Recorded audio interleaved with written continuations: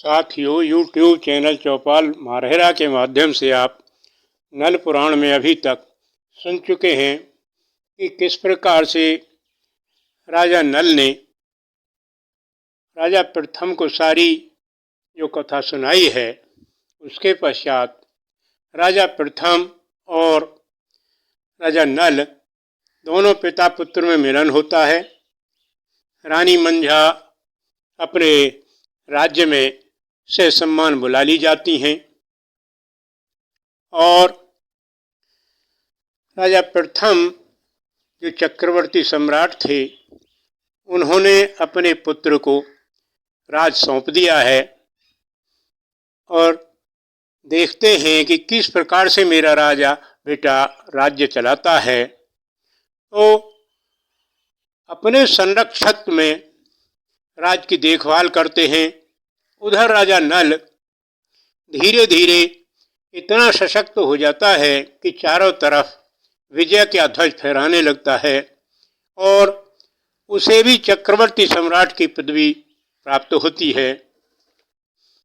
अब राजा प्रथम पूर्ण रूप से निश्चिंत हो गए कि मेरा पुत्र राज्य कार्य संभालने में पूर्ण रूप से समर्थ है।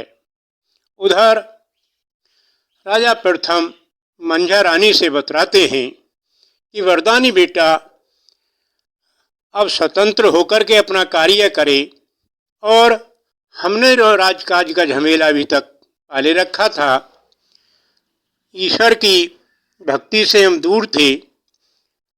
अब हमको भी जो अपने आश्रम व्यवस्था है, वर्णाश्रम में प्रवेश करना है, इसलिए बेटे को राजकाज सौंप करके हमें यहाँ से चल देना चाहिए और ईश्वर में ध्यान लगाना चाहिए।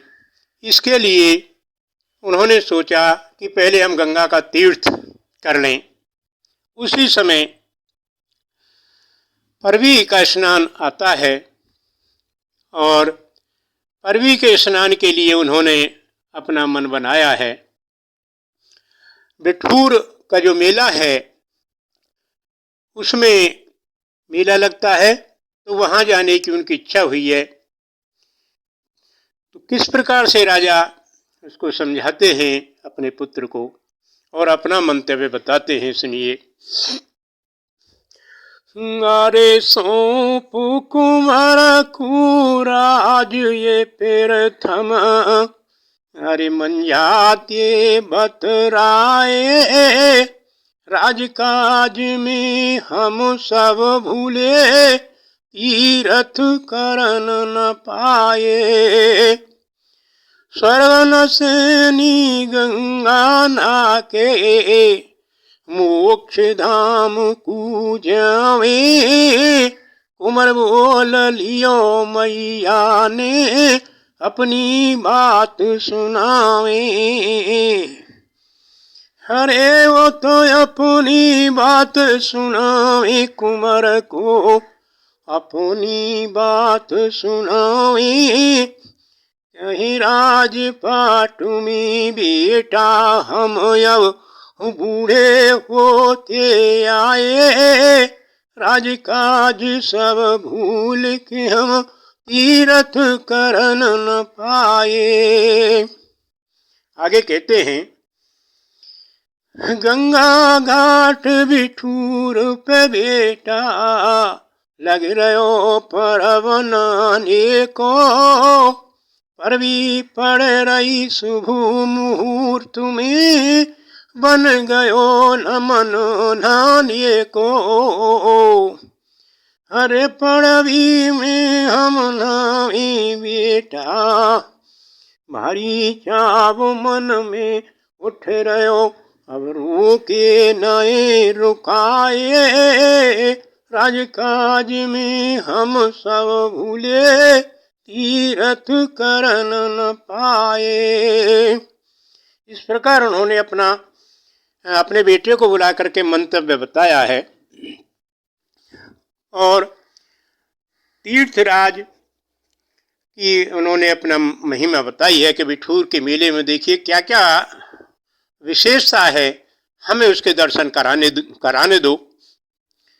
ऋषि वाल्मीकि के आश्रम जाके शीश नवाएंगे, जहान सियान लव कुश जाए घाट के दर्शन पाएंगे। हरे घाट के दर्शन पावेंगे, जिस भूमि पे लव कुश ने रघुवंशी वीर हराए। राजकाज हम सब भूले, तीर्थ करन न पाए। और भी कहते हैं, और क्या है वहाँ, दुनिया में न हारे काउते पवन पुत्र बजरंगी। सिया लाल ने अंजनी लाल को जहाँ बनायो बंदी।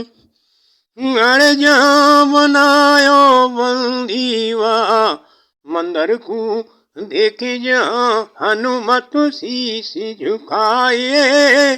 राजकाज में हम सब भूले, तीर्थ करन न पाए। सौंप कुंवर को राजुय तीर्थम, हरे मन जाते बतराए। राजकाज में हम सब भूले, तीर्थ करन न पाए। ने बताया कि यहाँ वाल्मीकि का आश्रम है। लवकुश ने वहाँ पर जन्म लिया था सीता जी के गर्भ से। उसी घाट पर हनुमान जी को उन्होंने बंदी बनाया था। राम जी के परम भक्त और उनके अनुज लक्ष्मण को हरा करके सभी रघुवंशियों को वहाँ उन्होंने नतमस्तक होने पर मजबूर कर दिया था। ऐसे स्थान को हमें देखने दो। अब इस प्रकार से उसकी बातें सुन करके नल जो चक्रवर्ती सम्राट रहा है, थोड़ी देर के लिए असमंजस में हो जाता है। क्योंकि सम्राट की अब तक दुश्मनियां बहुत बढ़ गई हैं, और सोचते हैं तथा अपनी सभा को बैठाते हैं, सारा मंतव्य अपना सभा के सामने प्रस्तुत करते हैं। क्या कहते हैं, अरे मातु पिता की इच्छा सुन के नलकू सोचे हुओ है भारी। बामन गढ़ में जीत करी मैंने, दुश्मन हुए सब सरदारी। अरे दुश्मन सब सरदारी, मुकुट खजानो सब भर भर के मेरे लाए। तीर्थ करन न पाए। कहा कि चक्रवर्ती सम्राट बनते समय मैंने सबको शीश झुकाने के लिए मजबूर कर दिया, और सबने स्वर्ण आभूषण मुझे दक्षिणा में दिए। सब अपने मन में मेरे लिए वैर बनाए बैठे हैं। दुनिया दुश्मन बन रही सारी, दिखे गंग पे बाजे खूब दुधारी। यानी रथ घोड़ा सो सजवाए, हम तो तीर्थ करन न पाए। माता पिता की ज्यादा आग्रह को देख करके राजा नल मजबूर हो जाता है, और उनकी गंगा स्नान की तैयारी करते हैं। रथ घोड़े सजवा दिए जाते हैं, और संग में उनके सिपाही भी दे दिए जाते हैं। सेना करी तैयार कुंवर ने, 500 खरदय संग सिपाही। हर घंटा घोरे गरद उड़ावे, सेना गंग पे गई आई। जिस समय राजा नल की सेना गंगा जी पर आ जाती हैं, चारों तरफ से वहाँ बड़े बड़े राजाओं के तंबू गड़े हुए हैं। स्नान करने के अरमान से सब आए हैं, बड़े बड़े वीरवर। वहाँ उस समय राजा प्रथम और राजा रानी मंझा जब पहुँचती हैं, तो चारों तरफ से शोर हो जाता है कि अरे चक्रवर्ती सम्राट नरवरगढ़ के राजा प्रथम गंगा नहाने के लिए आ गए हैं। ये कोलाहल सा हो जाता है, सारे में एक मुनादी सी पिट जाती है। तंबुवीर रहे हैं गाढ़ पारने, मारे शेर दहाड़े, आई रानी नरवर की मंझा, आई रानी नरवर की मंझा। मुनादी दीनी है करवाए कि मंझा रानी पहले नहाए, लिए कोई नए पंगा, आई नरवर की रे मंझा। मुरादी करा देते हैं राजा प्रथम कि भाई कोई हमसे पंगा न ले, मेरी रानी यानी नरवर की पटरानी रानी मंझा ये जो परवी का स्नान है, पावन स्नान है, इसमें सबसे पहले वो नहाएंगी। अब ये बात कंपिलगढ़ के जो राजा आए हुए थे उनको भी पता चलती है, मुनादी वाला वहां पहुंचता है। क्या होता है, कंपिलगढ़ कोरे राजा, जन रोक दियो है बाजा, नाए नाच करो तुम नंगा, आई रानी नरवर की रे मंझा। मुनादिए चलो जा तू यहाँ तिए, मेरी नार पहले नाय मंझाती, यहाँ बजे फूल सिंह को ही ढंका, अरे आ गई रानी नरवर की मंझा। तकरार बढ़ी महाभारी, गई सेना नरवर की रे मारी, के फिर थम भूप भय के दुपहले संध्यातिए, अरे के यहाँ नाएगी रानी पहले मंझातिए। राजा फूल सिंह को ये बात गंवारी होती है। वो कहता है कि नहीं, नहाने के लिए पहले मेरी नहानी नहाएगी, मंझा कैसे नहाएगी। इस प्रकार दोनों में वहाँ पर युद्ध होता है और परिणाम ये होता है कि प्रथम राजा का बुढ़ापे का समय है, उनको हार देखनी पड़ती है। उनके सारे वीर जो सैनिक थे वो मारे जाते हैं, वो बंदी बना लिए जाते हैं। दोनों रानी और राजा बंदी बना करके वो कंपिलगढ़ में अपनी राजधानी में जेल में डाल देता है। जब जेल में मंझा रानी में पड़ जाती हैं, उधर नल को कोई पता नहीं है कि तेरे माता पिता किस स्थिति में हैं। इसके लिए अब मंझा उधर बड़ी विचलित है कि मेरे नल पर किस प्रकार से सूचना पहुंचे। पड़ी जेल मेरे रानी मंझा, अब देखे चांद सितारे, बात न मानी मैंने लाल की, गए वीर सब मारे। कंपिलगढ़ में सीमा पे, कंपिलगढ़ में सीमा पे, अरे चलो राघूप को जादू, कोई न आवे भीतर माने, खींच दिए साधु। वहाँ पर जब प्रथम और मंझा बंदी बना लिए जाते हैं तो वो सीमा पर जादू के धागे लगा देता है। कोई भी यदि सीमा के अंदर आता है तो वह जादू के बल से उसको अंधा बना लेता है। इस तरीके से उसका जादू उस सीमा पर चल जाता है। इधर को जब रानी मंझा देखती है कि इस समय मेरे सहायक कौन हो सकते हैं, तो मुझे अपनी बहू मोतनी की याद आती है और वो मोतनी का जब ध्यान करती है तो सपने में मोतनी के पास पहुंचती है।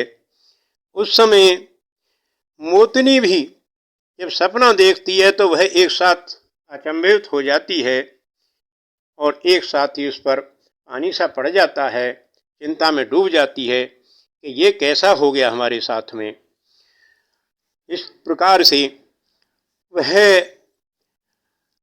नल से बतराती है इस प्रकार से ये सारी व्यथा वो नल को बताती है। ये सारी बातें आप सुनेंगे।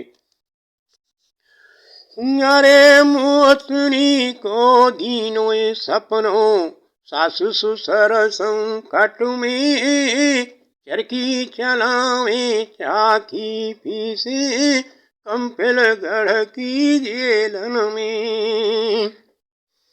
इस प्रकार से मोतनी को सपना आता है कि तुम यहाँ आराम से सो रहे हो और हम दोनों यहाँ कंपिलगढ़ में राजा फूल सिंह की जेल में पड़े हुए हैं। एक साथ जब मोतनी चौंक जाती है तो वो नल के पास पहुंचती है हड़बड़ाहट में। उस समय नल खाना खाने के लिए बैठता है। उसी समय मोतनी उसके पास में पहुंच जाती है। मोतनी एक साथ नल के पास पहुंचती है। उस समय नल खाना खाने ही बैठते हैं। मुंह में एक कसा डाला ही है। तो क्या कहती है मोतनी नल से?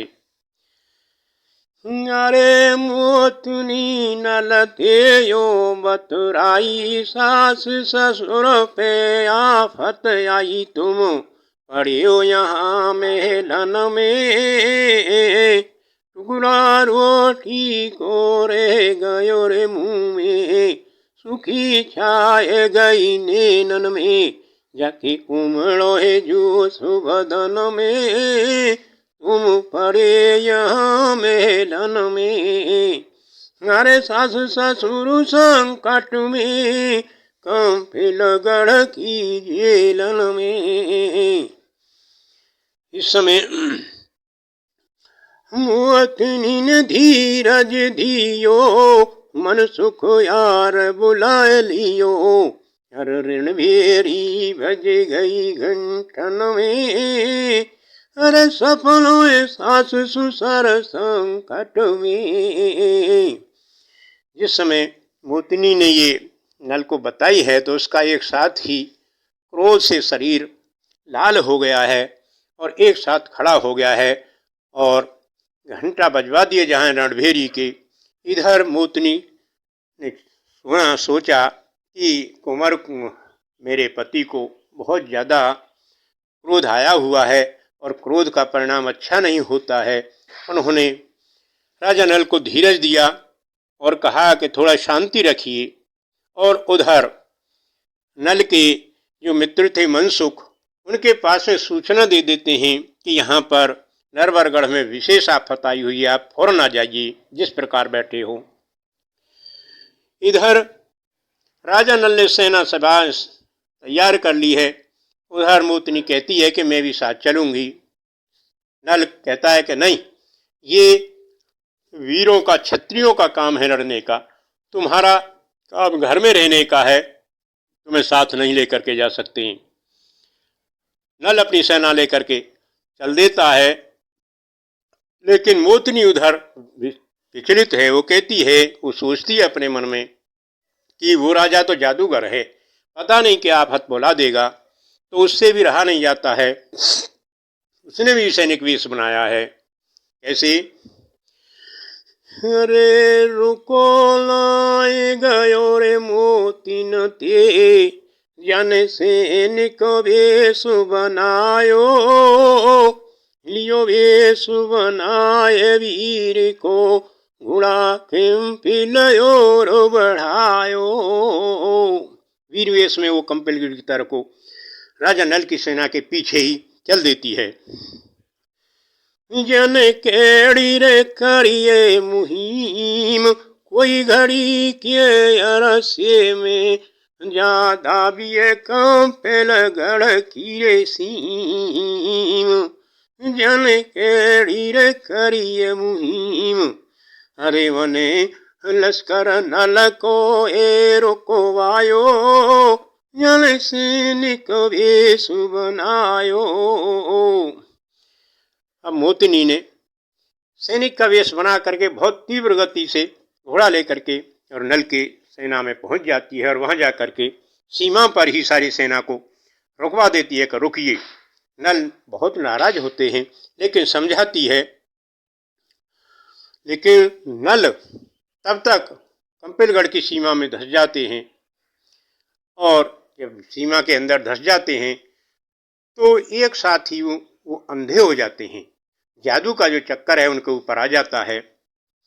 रुके नाय रुके ना हर जन घोड़ा सीमा बीच में कर दियो अंदर में, अंधो है गयो नल फंस गयो फिर जादू के चक्कर में। गोतनी ने पहले ही समझाया था कि वो जादूगर है, वो जादू जानता है, आप जल्दबाजी मत करना। अरे वो तो फंस गयो जादू के चक्कर में, मोतनी ने नल पीछे कुई लौटायो, अरे एक घोड़ा कम पिल और बढ़ायो। मोतनी ने एक साथ ही नल को रोक दिया है और कहा है कि आप पीछे हटिए फौरन, और पीछे सीमा से हटते ही नल को फिर दिखना हो जाता है शुरू। तो कहता है कि मोतनी आज तूने बचा लिया वरना मैं मारा जाता। इधर मोतनी अपनी सारी सेना का पड़ाव डाल करके विचार विमर्श करती है और कहती है कि यहाँ जादू है, पेश पड़नी बहुत कठिन है, इसलिए पहले मुझे इसकी राजधानी में कंपिलगढ़ में अंदर जाने दो, मैं वहाँ की इसकी सुरक्षा व्यवस्था देखती हूँ, इसके बाद में तब देखेंगे क्या हाथ हमको करना है। ये नल को समझा करके महलन की तरफ बढ़ती है और उसने चील का रूप बना लिया है। वहाँ जा कर के अपनी सासू से मिलती है, उसे समझा करके लौटती है। कैसे? बन के चील मोतनी मिल गई मंझा के महलन में, सास चुड़ा ले जाऊं तो कू रहन न दो बंधन में, हर रहन न दो बंधन में, बात सुनाए सासु तेने में मन घटायो, अरे सैनिक वेश बनायो, लियो वेश बनाय वीर को घोड़ा कंपिल और बढ़ायो, अरे मोतनी ने सैनिक वेश बनायो। जब लौट करके आ जाती है और सारी सुरक्षा व्यवस्था देखाती है मोतनी, तो सभी अपने सेनापतियों को, नल को, सबको बैठाल करके कहती हैं कि देखिए यहाँ पर जादू का घेरा है और हम अपने सीधे रास्ते वेश में जाएंगे तो पेश नहीं पड़ेगी, इसलिए हमको रूप बदलना होगा और रूप बदल करके हम नट का वहाँ जा कर के अपना जो भी खेल है वो दिखाएंगे और इसके बाद ही हम वहाँ जा कर के विजय पा सकते हैं। तो सारी सेना को नल वहीं रख ले जाता है।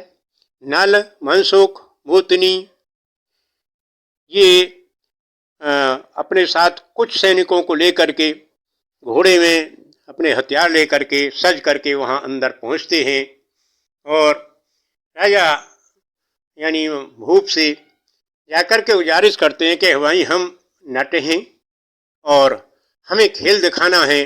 लेकिन नल के रूप वैभव को देख करके वो राजा चकरा जाता है फूल सिंह, और वो कहता है कि भाई तुम नट कैसे हो सकते हो?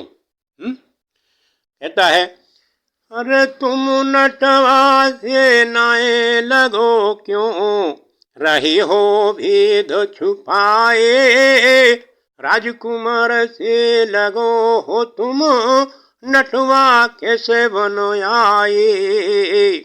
से कहता है तुम्हारे ये वस्त्र, आभूषण, पहनावा और ये सारी जो वार्ता हैं, बातें करने का ढंग है, ये भाई नटों का नहीं है। तुम कौन हो? भेद छुपा करके आए हो। लेकिन नल शांत रहता है। नटनी ही बात करती है कि महाराज हम नरवरगढ़ के हैं नट, और वहाँ से अब हम राजा प्रथम यानी कहाँ चले गए हैं, हम उन्हीं के दीवाने रहते थे, उन्होंने हमको ये सब सारे वस्त्र दे रखे हैं, उसी राज्य के उसी देश के हैं हम, आप हमें अन्यथा न समझें। तो राजा को कुछ विश्वास होता है और मुनादी पीट दी जाती है कि भाई नट आए हैं खेल दिखाने के लिए। सारा नगर नटों का खेल देखने के लिए वहाँ इकट्ठा हो जाता है, आ जाते हैं। फिर आगे कैसे खेल दिखाते हैं ये। अर नटनी बन के नाची रही वहाँ घुमा सुर की जाई, लाल लाल हुए नैन कुमार के गयो रोस में छाई। नल को बहुत जल्दी गुस्सा आ जाता था जब उसने देखा कि घुमासुर की बेटी मेरी पत्नी ऊपर नाच रही है और लोग यहाँ बुरी दृष्टि से देख रहे हैं, तो उसको एक साथ रोष आ जाता है। लेकिन मोतनी ऊपर से ही इशारा करती है कि खेल बिगड़ जाएगा, थोड़ा रुकिए। कैसे? अगर ऊपर ते मोतनी सेन चलावे, तू धीरज क्यों न लावे, मैं तुझे दूंगी समय बताई, अरे के नाची रही घुमासुर की जाई। मोतनी कहती है अभी समय नहीं है, समय आ जाने पर मैं बता दूंगी, अभी आप धैर्य धरिए। मनु सुख ढोलक रहो बजाए, सुता भूपू की मंझाते बतराए, ऐसी सुंदर नटनाए देखे मैंने माई, अरे नाची रही घुमासुर की जाई। उधर फूल सिंह की बेटी जो युवावस्था में है, वह भी नटों की प्रशंसा सुन करके वहाँ मंझा को खेल दिखाने के लिए ले आती है। लेकिन मंझा कहती है कि नहीं, मैं तो खेल उस दिन देखूंगी जिस दिन मेरा बेटा आ जाएगा और इस नगरी को तहस नहस कर देगा। लेकिन वो जिद करके उसे दिखाने के लिए आ जाती है। अरे मंझा हर के देखे ने नन्ने देखे, आफत आए रही मेरे बहु बेटन पे, रही अखियन नीरो बहाई, नाची रही घुमासुर की जाई। इनमें दया अपराधी हूँ अति भारी, सुन ले मेरी राजकुमारी, कि दोष इनको कछु नहीं, नाची रही घुमासुर की जाई। लाल लाल हुए नैन कुंवर के गयो रोष में छाई, अरे के दोष इनको कछु नहीं। रोती देख करके वो लड़की पूछती है कि मैया तुम क्यों रो रही हो, क्योंकि वो नल के रूप को देख करके दीवानी हो जाती है और पूछती है कि क्या कारण है तुम्हारे रोने का।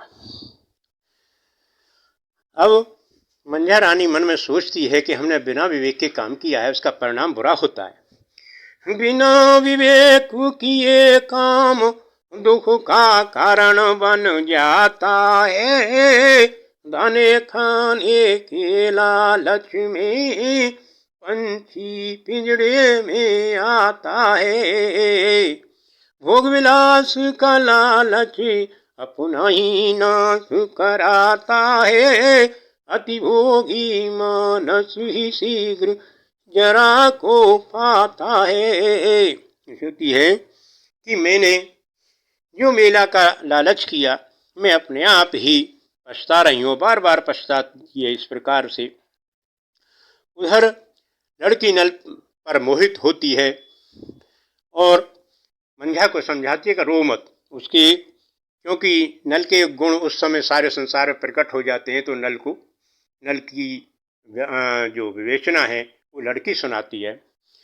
लाल तुम्हारे हैं तेजस्वी नटवा, इसलिए मुझे ये कहना है, ये मायूसी का आभूषण छोड़ो मत जो तुमने पहना है, ये आभूषण उन अपराधीन के जो पहने जाते हैं जेलन में, तुम तो मात हो ऐसे शेर की जो युद्ध जीतता है खेलन में, मुकुले ओ बहू बनाई, अरे माना चिरई घुमासुर की जाई। नल को अपना पति मान करके और मंझा को सास मान करके निवेदन करती है कि हे सास, मुझे अपनी बहू बना लीजिए। उस समय नल की नजर माँ पर पड़ जाती है। क्या होता है? फिर रोती देखी मातु वीर ने, वह पैरों को नाए गयो खानो, खींच लई तलवार वीर ने, बाजन लगो रे दुधारो। हे अपराधी भूप तू भारी, मेरो बंदी पिता बनाए, तो सब कुछ सिखाने अधर्मी, हम नटवा बन के आए। माँ तू जेल में डारी मेरी तेने, निक न दे सतु खाई, अरे न चिड़ई घुम सुर की जाई। बूढ़े शेरन से लड़ो तू कब को, बन गयो है वीर, तेरे राजपाट की आज में सब बदल दमू तस्वीर। ब्याह के तेरी बेटी अरे जामू संग लेवाई, अरे किनो चिड़ई घुमा सुर की जाई। हरे लाल लाल हुआ नैन कुंवर के, गयो रो सुमी छाई, नटनी बन के नाची रही वहाँ घुमा सुर की जाई। इस तरीके से वहाँ नल ने अपने सैनिकों को भी आवाज दे दी है। सभी सैनिक एक साथ वहां पर पहुंच जाते हैं। उस समय मार काट हो जाती है एक साथ, और सारी राजधानी में जगह जगह पर तांडव होता है, तलवारें खनकती हैं और नल की विजय होती है। अपने माता पिता को, बंदियों को छुड़ा करके नरवरगढ़ ले जाता है। साथियों, यहीं आज का वृत्तांत समाप्त होता है। धन्यवाद और